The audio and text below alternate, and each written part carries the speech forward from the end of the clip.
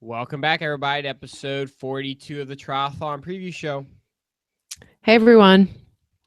So we're back after a little off week. We thought we'd take a little break and try to get 2 shows to you this week for Kona. So we're doing a little early show in the week, get everybody a little taste of what we have going on, and then we'll get a little more in detail in the second episode. Yeah, and maybe there's always like updates during the week of things that happen. I mean, hopefully we don't have anybody getting tapped by cars a la Marinda Car Freight last year, but I'm sure there'll be something going on out there in Kona. Yeah, we want to thank Rudy Project. They've been very helpful this year in sponsoring us. So give a big shout out to them. Yep, and I'm sure you can visit them if you're in Kona at the right there on the corner. They're on Alihi, right, kind of by that big banyan tree. I'm totally blanking on the name of the hotel right now, but I'm sure they're at the same spot, so they'll be easy to find. All right, we'll get into a couple things. We'll start out. We sent a survey out to as many athletes as we had email addresses to that were not racing. So professional triathletes not racing, and we got some little results back. Yeah, I mean, we asked them like, who do they think like pick your podium, who are some dark horses, and then any kind of random comments that you may have about how the race is going to play out. And I mean, it wasn't, no one picked anybody like completely off the wall as far as winners and podiums. Everything is pretty safe. I mean, Jan Frodeno is the heavy favorites among the professionals. And then, when you go to second and third place, you get a little more, I guess, deviation. You see like Andy Potts, Jesse Thomas came out, Sebastian, Tim O'Donnell, Tim Don, Tim Reed, Brett McMahon.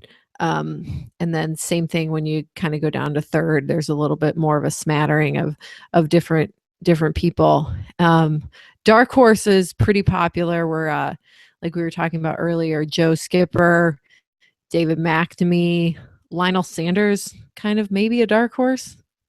I don't know, but I think he's a dark horse from the perspective of we saw what a championship field does to, how it breaks the race up and the front bike pack. And so I think from that perspective, being a non-wetsuit swim, it obviously puts him at a disadvantage, but I don't know. Complete dark horse, no. Yeah. I mean, I think maybe just given last year and how it went for him. And if you're a Patreon for TRS Radio, there's actually a great interview with Lionel that came out today that I listened to.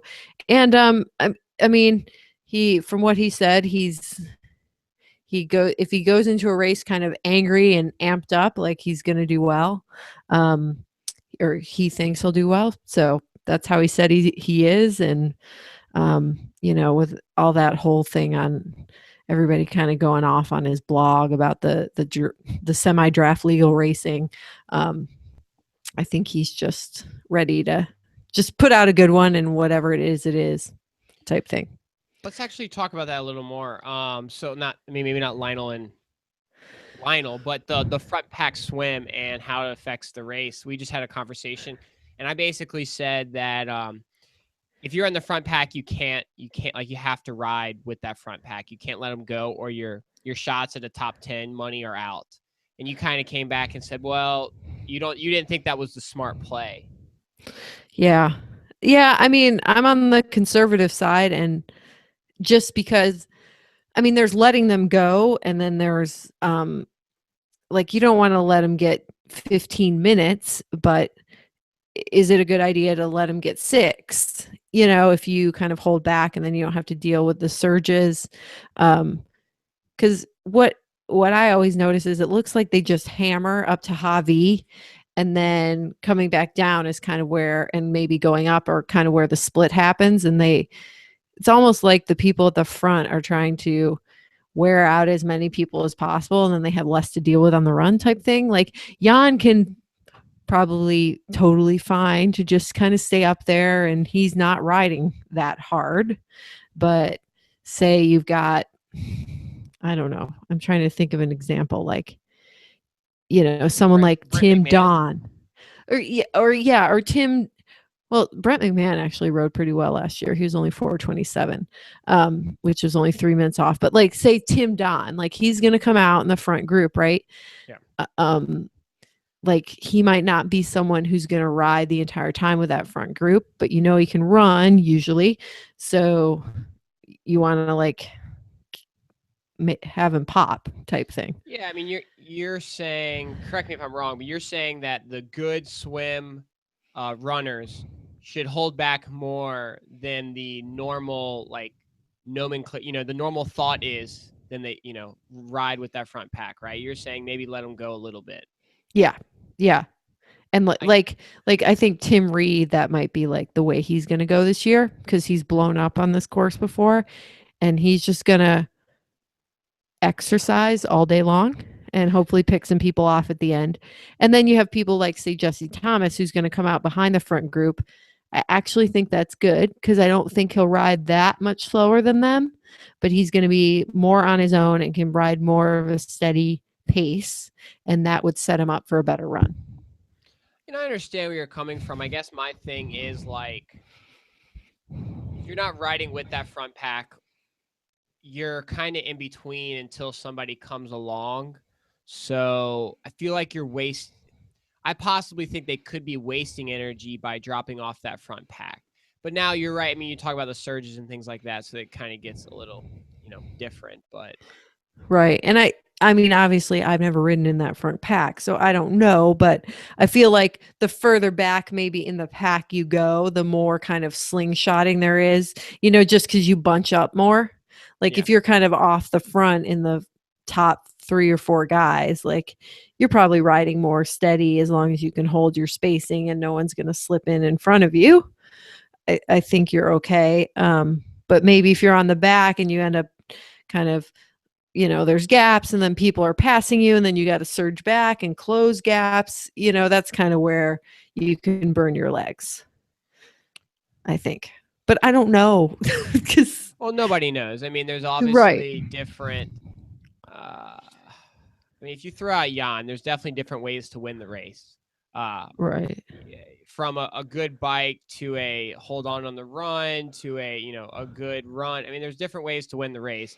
I think obviously, like you said, Jan's definitely the favorite just because he's so good and so consistent across all three that he can probably beat individual. He could probably win each individual sport in any given day. right. I guess my whole thing is like you always are going to see people who freaking blow really badly on the run. And I just think if you can still be running pretty well, kind of out on the Queen K and back from the energy lab, you're going to pick a lot of people off. That's what I'm saying. Yes, That's it. agreed. So, Let's move on to the back to the TRS podcast about with Ben Hoffman. So the obviously everybody knows the new Cervelo bike is coming out, and I guess the question or non-question was if the athletes are going to ride those bikes or not. right. And I guess from what I got so I listened to it today, and Ben were talking, and I guess the Cervelo athletes, some of them, they're just kind of getting their bikes and they have to drive out of town to ride them because the launch is tomorrow, so they don't want pictures leaked and Even all though some that. are leaked already, but Exactly. yeah. And so the question is like, you're getting these bikes really close to the race. Is that smart? Have you replicated your position? I mean, just everything like, that goes into that. Like, and I was telling you, I would just feel more comfortable having a machine that I've been on for a long time.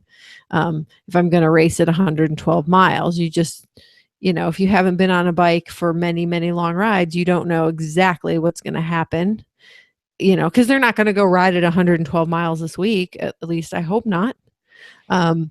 So, I just like if something's slightly different, your knee could hurt or your back or you just don't know. And I just wonder if that puts any stress on the athletes. and kind of what their conversation with their sponsor has been, or did they receive the bikes earlier and we just don't know it. I don't know, just something to think about, because there's a lot of high profile athletes like the Wertels, Tyler Butterfield, who was fifth last year, Mary Beth Ellis, Jody Swallow, James Kunema, remind me who else, Julia Julie, Gayer. yep. So a lot of really, really, athletes that could vie for top tens and top fives and podiums. Yeah, definitely. So I agree with you that even if you can replicate the exact same fit to the millimeter, that doesn't mean the bike's going to handle different in the wind. That doesn't mean you have to, I don't know, switch up storage locations on the bike. Oh, I'm not going to put this here. I have to put it here. Whatever it might be. And then, you might not be able to replicate the fit, the exact same thing. I'm sure they're going to get them very, very close, if not the exact same fit numbers. But like you said, something can always be different. And it's not like these bikes have been ridden long, and not saying that there's going to be defects in the bike, but that's just one more thing that could happen. yeah, Bad, bad machining or whatever, on the carbon, and one person gets a dud frame. I mean, shit, it does happen. right. My more worry with that is like when you've been on a machine for a while, like you kind of have had experience with it, and if little things go wrong, you're like, oh, this goes wrong with my brake and I can do this to fix it. Like if it's a new machine, like it just might take you a minute longer to kind of fix a problem that's not really that big of a problem. But if it just like something rubs or you need to move, it's just Yeah. that comfort.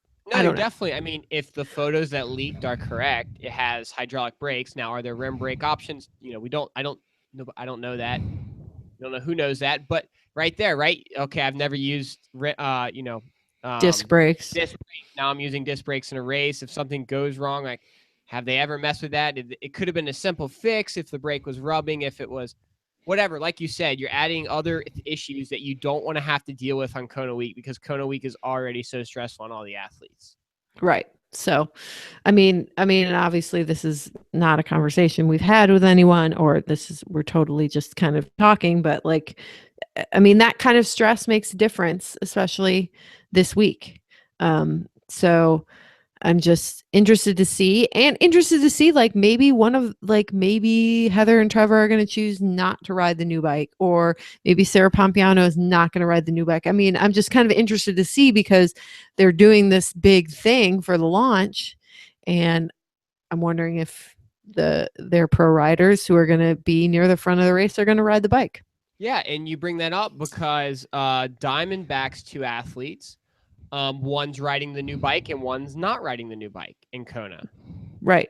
And I So think, yeah, and obviously I don't know why he didn't pick to ride the new bike, but it could be because of fit, because of he didn't like the way it handled. I mean, he's had good success on his current bike. You know what I'm saying? I mean, like you said, anything can happen, and you don't know who's going to choose not to ride the new bike. I guess until they check in. right, exactly. And we're talking about Matt Russell and Mikey Weiss, and Mikey Weiss is riding that big Diamondback. There was some video of him out on the Queen K. That thing just looks like a spaceship. So, and Matt Russell's riding the other one, and I feel like that should be completely within the athlete's prerogative to do that, because that kind of equipment choices, and everybody is, mechanicals are always like the big kind of X factor in triathlon, right? And so I can understand why you'd want to maybe just go with the comfortable option, and just, if you're comfortable on the bike and you know how it handles, you're gonna ride faster. No matter if one aerodynamically tests better or whatever, it just sometimes takes some getting used to. Yeah. So everyone has to, hopefully, I guess my whole thing is, hopefully the athletes get to make the choice based on how they feel and what's comfortable for them, and not like, oh my God, you have to ride this bike because we just released it type thing. Yeah, definitely. Um, so I don't know, what do you want to talk about? We'll move on to some women issues, not issues, but um Women issues. the Um, go ahead. well, I was just going to say we also in our survey had asked people kind of just randomly what they think about the race, like how it's going to play out. And everyone's kind of like, you got to pick the safe picks. It's like the Olympics. There won't be any real surprises, and someone said the men, same race we always have, same people charging to the front, the same people dying, and only ones able to hold on to the run will win. Yep, that's about right. Yeah, I mean, if you've looked at the last two races, you've had two Germans and two USA in the top four, and then throw in a random France, I think the first and 14, Cyril, yeah, and yeah. then last year was Butterfield, right, for Yeah, fifth, Butterfield was and then fifth. Cyril was sixth last year, or yeah, Yeah. so He's been sixth the last 2 years. um. Yeah, I mean we've had similar people up there the last couple years. Yeah. Someone said some of the key contenders among the women will nuke themselves on the bike. So I thought that was interesting, um, which we always kind of see that. Jody Swallow melted a little bit last year, but she had a strong race and kind of similar conditions in Oklahoma. Um, so, maybe she'll do a more controlled race. What do you think about Reef? Obviously she didn't have her on par 70.3 performance. Do you think she's gonna be fully recovered for an Ironman? Okay, this is going to sound really weird.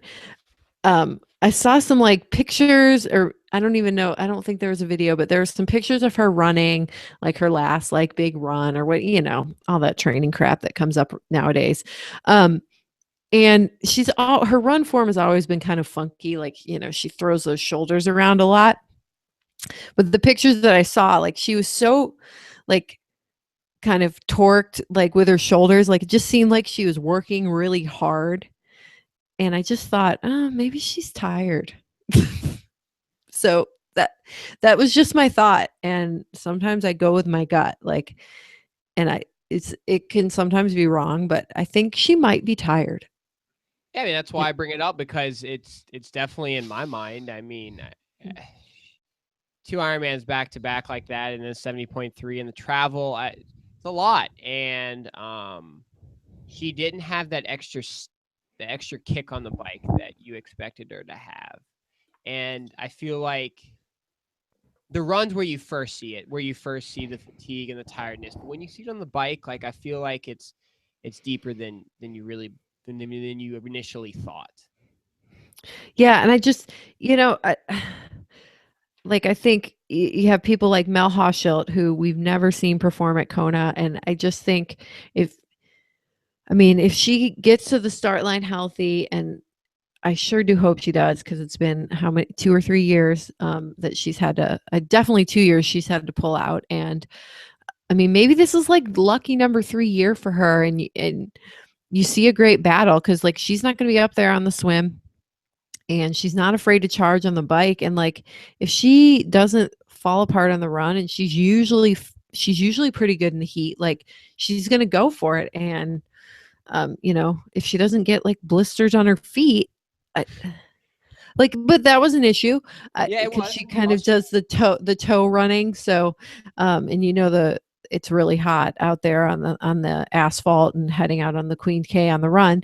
So, um, I'm real interested to see kind of what dynamic that plays into the race, because I mean, ultimately, it could come down that like Mel catches Marinda on the bike, passes her, and Marinda, and Mel could be battling on the run, Marinda having to try to run Mel down, and maybe Reef fades sooner, I mean, you just don't know. Yeah.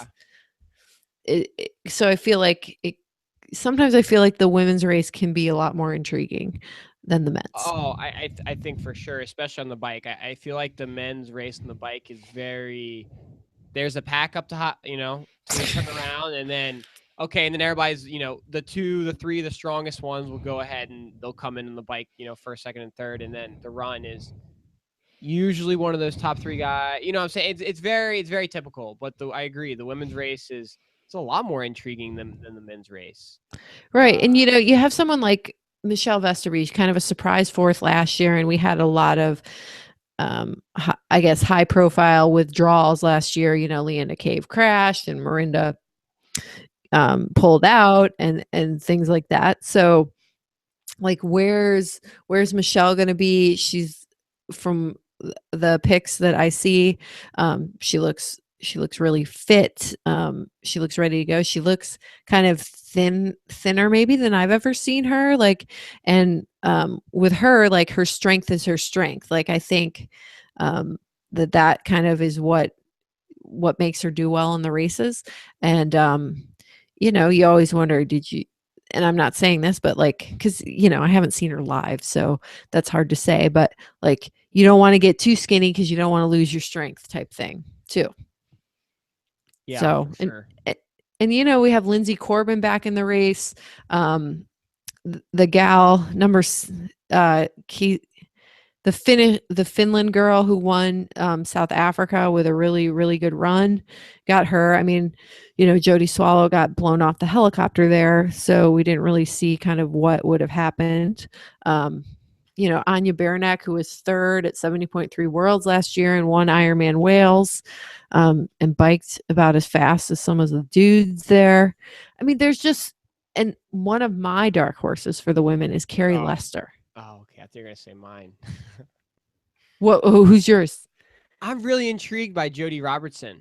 I Mm. know she has such a good run, and we actually haven't seen her race in a while, so I'm wondering how long her swim has come.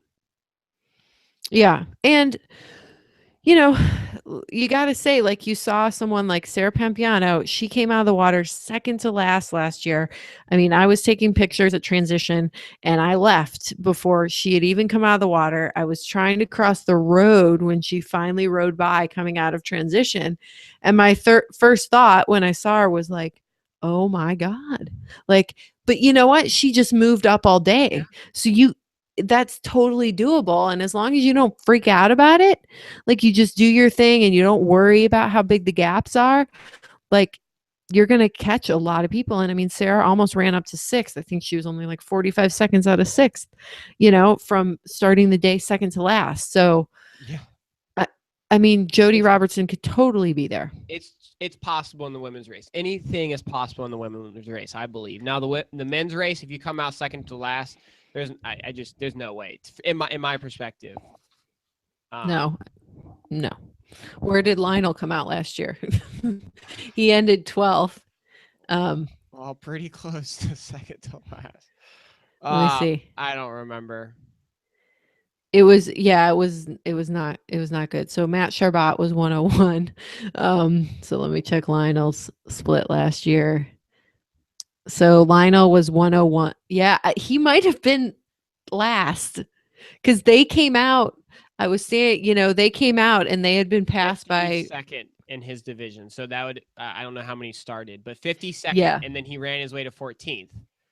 Yes. So, I mean, he in theory, he didn't get in the money. Now we know the money is all retarded for Kona because only top 10 get paid. But, right. So Matt Hansen was right there with them. So it was Matt Hansen, Matt Charbat, and Lionel Sanders were the last three, it looks like, in my quick perusal of. So yeah, in the men's field, you can get up to about 14th. And I mean, we know Lionel made some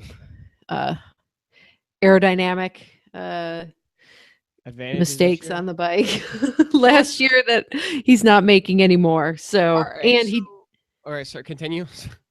So I mean, he got pretty far up, but yeah, I mean, I think it's a little bit in the men's race. I don't know. It's harder, but it's easier too because you do get a lot of blow ups in the men's race. All right, so let's talk about Lionel. Obviously, he wrote that big controversial post and basically says it sucks to, whatever. Right. Swim better, whatever, right? But do you think that changes? He obviously did this race last year. Yeah. And then he had that experience, and then he had the experience of 70.3 worlds by pretty going in with pretty high expectations of first. Hmm. Um, and coming out so far, but then having the best run. Do you think that changes his approach for this race? I, no, I think it changes his expectations though, and maybe he just won't be as like he knows that's going to be there's going to be a huge front group up ahead, and maybe it's just like less worrying about that, and like I'll just worry about executing my race type thing, because he knows he can't do anything about it. I mean, obviously, like the drafting, like I mean, not drafting, but like it'd be great if the rules were 20 meters. I mean, and everybody acknowledges that. Like, it's not like all the front group guys are like, no, man, it should stay at 12, you know? I mean, people acknowledge that. So I just think his expectation that that it won't be like that or something won't be there as much. And also in Kona, I think um, there's more of a chance that like wind can break up that group, and there's a lot more heat. So that can affect people as well. And So I plus, yeah, think, you're running a marathon instead of a half marathon, so you have more time to hmm, make it up. And yeah. anything can happen on a marathon. There's only so much that can happen on a half. Right. I think it's, easier kind of for people to hold on, like 3 minutes in a half Ironman means a lot more than even 10 minutes in an Ironman, because you can easily lose 10 minutes on the back half of the marathon, especially in Kona. You see it Yeah. every single year. Um, so I just think maybe he'll just be calmer about it. And so maybe that's good from the mental side of it. Um, and maybe he's just acknowledged it, and he's kind of like, it's like cathartic, and he's like got it out, and that now he can just race. Yeah, I mean that's what I think. I mean that's what kind of think. It's like it's out of his head that I'm going to make it to that front pack, and I'm gonna kind of, I can run the best race out of anybody. I can have the best marathon split and push higher watts because I'm not in this group. So I feel like he has more. I think like it brings him more confidence because Yeah. he can run that well on pushing more watts, than other guys in that front pack. So it might give him an advantage. I say. Actually, he said in the interview with Ben that he actually thinks like if he can run really fast, that's great. But he does acknowledge that he's kind of a bigger bodied guy, and he has a really, really high sweat rate. So, given the conditions of the island, it might not happen for him, as far as having like, he might not be able to run at 240. If he can, great. But if the conditions kind of dictate, okay, well, about the best you can do is a 252, it sounded like he's okay with that. His best conditions, he acknowledges, or maybe the colder weather races, like he did really well at Ironman Arizona last year, when it was freezing. So he just seemed kind of like, I just want to get the best out of myself and not have to worry about that other shit, I guess, if that makes any No, it, sense. it makes sense. Definitely. I mean, he Yeah. only can do what he can do. Yeah. And honestly, like he might have company back there. Like you got Bart Arnouts, you got Jesse Thomas. I mean, they're not going to have the huge Trevor Wortell. They're not going to have the huge group that is up front, but that group always breaks up. Like, you have people like Andy Potts finish like basically probably lost 5 to 6 minutes the last, it breaks up eventually. Yeah, I mean, and I think, maybe instead of finding a partner on the swim, he can find partners on the bike this year. Yeah, like what about like Patrick Lang too, the guy who won Ironman Texas? You know, that might be someone as well. Um, I mean, Boris Stein will be back there. I mean, there's a whole Matt Russell. I mean, there's a whole crew of them. I think the field is really deep. You have weaker swimmers that are really good cyclists. So I think if he could swim like 3 minutes faster, that'd just be huge. Yes, it would be. That just put him like just further up the road and in more company. Yeah. So Let's move on to like some of the Kona rookies this year. You mentioned Jesse Thomas. Mel is racing this year because of finally healthy. Mhm. Um, Jody, others. Patrick Lang. Yeah. I mean, and oh, I was just looking at a guy who was Rudy Wild. Has he raced here before? No, I don't. I do not think so. Yeah, so I mean, he just got third at 70.3 Worlds. He's not quite the I wonder how the cycling will go for him on that longer ride. Um, I mean, he did pretty well, obviously, at 70.3 Worlds, but it's a shorter ride and a really big pack, and this has a tendency to break up a little bit as the miles go on. Um, who else is a rookie on the men's side? Thomas Lang, Wild. Um, Yeah. I mean, a lot of people have been here quite a bit. Harry Um, Wiltshire, is he? oh no, he's done it He's quite done a it. few times. Yeah. Yeah, he's done it. He finally got his first Ironman win at maybe UK or one of them or Vichy or something like that. Um, I mean, and on the women's side, you got Hochschild, which I think we're all excited to see. Anya Beranek, um, who kind of might be back there with Mel out of the swim. She might lose a couple minutes. Number Um, 107. Her, the Spain girl. Is she been raced here before? oh, Frades. Frades. Yeah, no, I don't think so. She's won Ironman Vichy. She's a real good runner. She's had some really solid runs, low 3 hours. Um, and then Jody Robertson, Carrie Lester's back. She's not a Kona rookie, but K. yeah, Alicia Kay, yes. This will be her third Ironman. Well, Texas, I guess, wasn't technically an Ironman, but I think probably physically it was, just given the heat. So this will be her debut and a third Ironman of the year. So, um, This will be Jody Robertson's first Ironman since she only just did Texas. yeah, yeah. So she'll have to go a little bit further on the bike. I don't think it'll be a problem. I'm wondering, with Alicia, like, is she stronger now because of all the Ironmans, or is she a little tired? Let's have to wait and see. That happens every year. Like, people are gonna overdo it leading into the race or during the year, and they get to this race and they just don't have it physically or mentally or whatever else. So I think you'll see some favorites who kind of um, fade away. We haven't mentioned Yvonne Van Leerken. She's back racing Kona, so she's someone to look out for too. What about who am I looking for? Raylert, since he basically hasn't raced all year, and then did his validation race in August. And where do you think he stands? No idea. He's one, like, he'll have a great race and then he'll have shit for 3 years and then have a great race like he did last year. So hopefully he doesn't continue that pattern, but just don't know like what he's got. I mean, if he's fit and healthy, he'll be up there. If he's not, he won't. And Yeah. we'll just have to wait and see.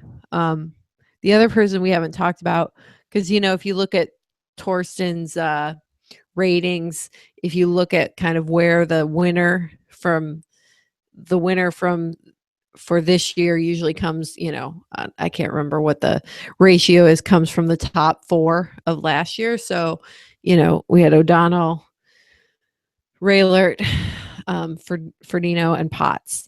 And I think the big question is, like, how's Andy going to do? I mean, he had a really good ride at Whistler.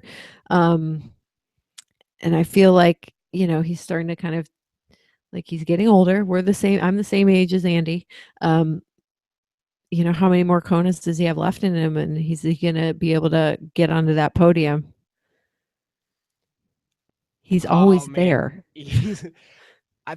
Yeah, I was actually just thinking about that while you were talking. I'm trying to go back and look at 13 and 12 real fast.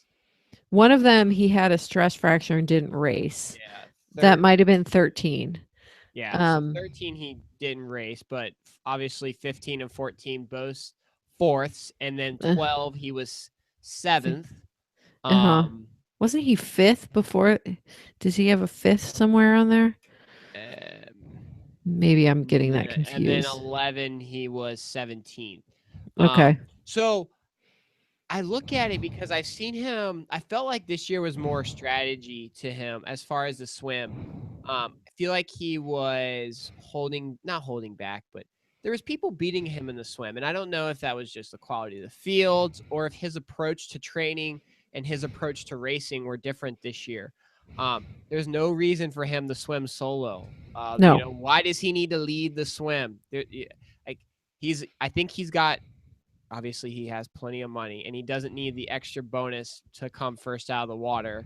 Um, and how much energy can he save on the swim by swimming behind one or two people? So this year could be a little different though, right? I guess it's really just him and Jan. I need to double check the list because McNeese is not there. So Yeah. yeah, Yeah. You don't really see. I mean, Tim Don, maybe, I since he mean, was ITU. but he hasn't hung with them in the past though. No. So Um, so you basically have Jan and Potts come out together. And it will be very interesting to see this year because Potts has made equipment changes. I mean, and hopefully for the better. I mean, his no gator skins. no gator skins, a different bike, um, different wheels.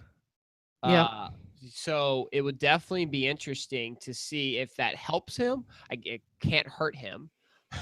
um, but it will see how his approach goes. I mean, he's definitely consistent, and the question is, I don't. Can he take a risk? Where can he take a risk to maybe help himself a little more, or is he happy with second or third? You know. Right.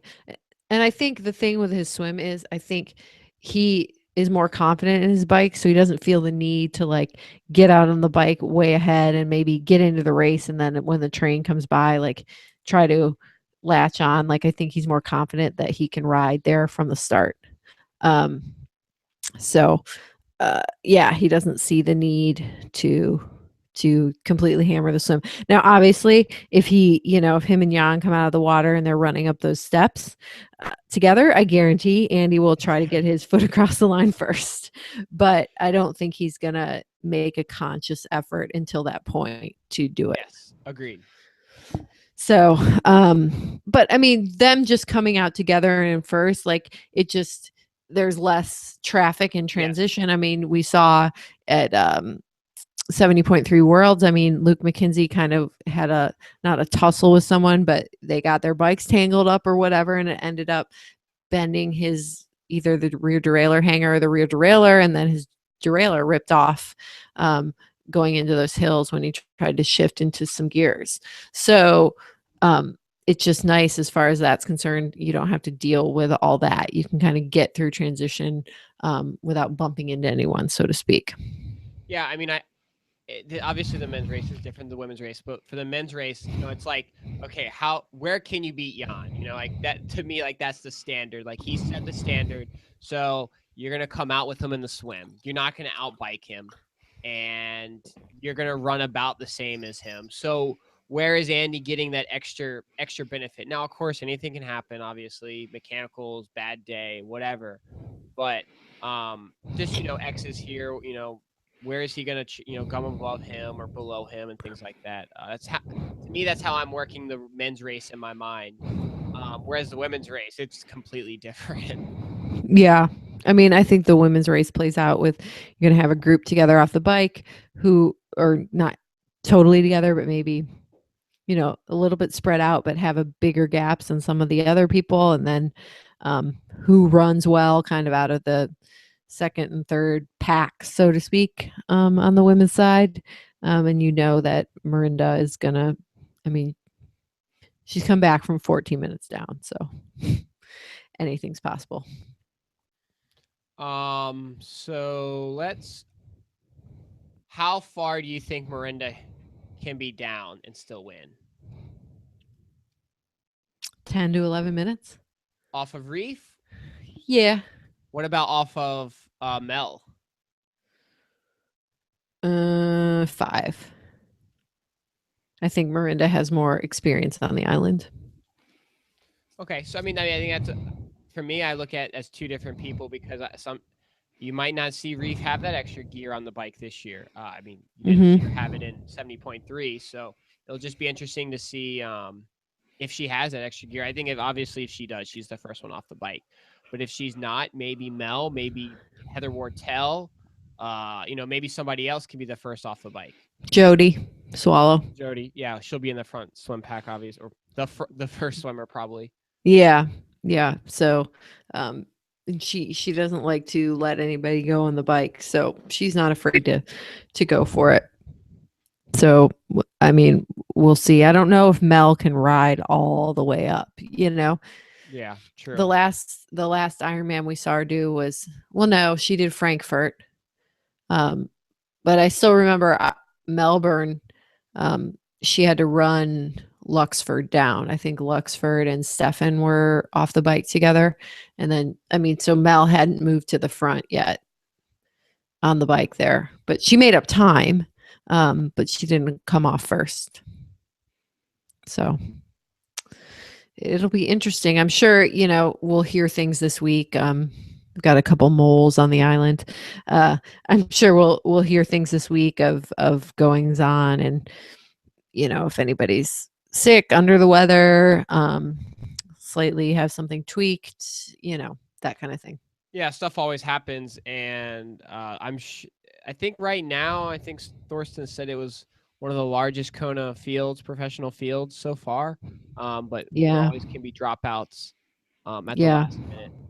Yeah. With the Um, automatic qualifiers, I think that added some more slots because you had people um, who, like the girl who won South Africa, like was just kind of not anywhere, and then won there and got a slot. Whereas sometimes the people who get the automatic slots were already going anyway, yes. because they were in the top 10 last year, but you kind of had new people winning those automatic slots, which is, I mean, I think is good. What about the battle at 70.3 Worlds, Kinley and Reed? Are they recovered after their amazing run? I think Sebastian had an amazing run, and he's been showing the past 2 years that he has a great run. Um, over the year that he won, I feel like since then he's proved that he's had a good run. Yeah, but he's had a good run at the 70.3 distance, and we haven't seen an awesome marathon from him Very yet. true. Um, so yeah, I think they're recovered. They're fine. I mean, they might have had a. I think they're fine. I mean, this is, it's a 70.3. They were Wow, that looked recovered. hard though. Yeah, yeah, for sure. But it was just a really hard workout. And I mean, not a really hard workout, but if they kept it easy and, for the few days after it and they were motivated to get back into training, I think they'll be fine. Just my thought on it. Let's And I see. don't think Tim Reed has any expectations for anything. So I think it's fine. I think he just wants to not blow up. Just looking down the list, see if I see any more people that I'm interested in talking about. Obviously, there's everybody at the top of the list and the top 20 that I want to talk about, but I'm trying to find a couple interesting people. I mean, I just think, like every year, like there's always, oh, this guy could win, this guy could win, guy could win. But it's usually like it found in our survey, like the winner is usually found within some of the top people or someone who's had experience, like Ben Hoffman had experience being at the front of the race. It's usually someone like that who's going to finish on the podium, so it's kind of surprising but not surprising. And then there's always someone who did well last year, and kind of because they did well, they're like, oh, to get those extra spots I need to do X, Y, and Z, and they overdo it, and then they have a crappy race. History repeats itself, so to Yeah, I speak, in mean, that. out of the top 5, you're going to get a lot of people that have been there and done that, and then you might get one fluke, Hmm. and then you're going to get one or two people that fall off from the year before. Right. Yep. Yep. So, um, you know, I don't know. It's always interesting to watch, and like I feel like every year the hoopla around this just gets bigger and bigger and bigger, and it's the trade show of triathlon out there, and some people will overdo it at the expo. All the normal stuff. Do you think it'll be any different for you this year watching the race at home? And last year, obviously, we were in Kona. I won't be as hot.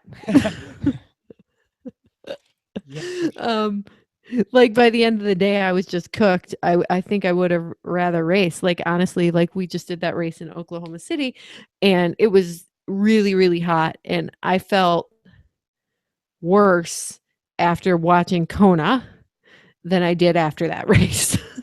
so so there you go. I'll be able to watch it from the comfort of my home and make dinner and everything like that. What do you think? I'm kind of disappointed not to be there because I kind of like the environment and all the stuff going on. But Yeah. yeah, dude, it is a draining day. I felt like the Ironman could have been easier than standing out there all day. Yes, Yeah. I totally agree, and I think I kind of was all into the Ironman. Kona, I gotta do this, I gotta qualify. And after I watching last year, I was like, holy shit, I'm nowhere near ready for this. Like, I live in Texas, and I realized that I was not ready for that. Yeah, and It was, I think that's good. It's gonna be there. So, oh, it'll always be there. All right. I think this is pretty good for a first show. We gave her yep. a little everybody some information, some tidbits, some cool stuff, and maybe next time, obviously, yeah, next time we will talk about getting some more of the how the race will unfold in our picks.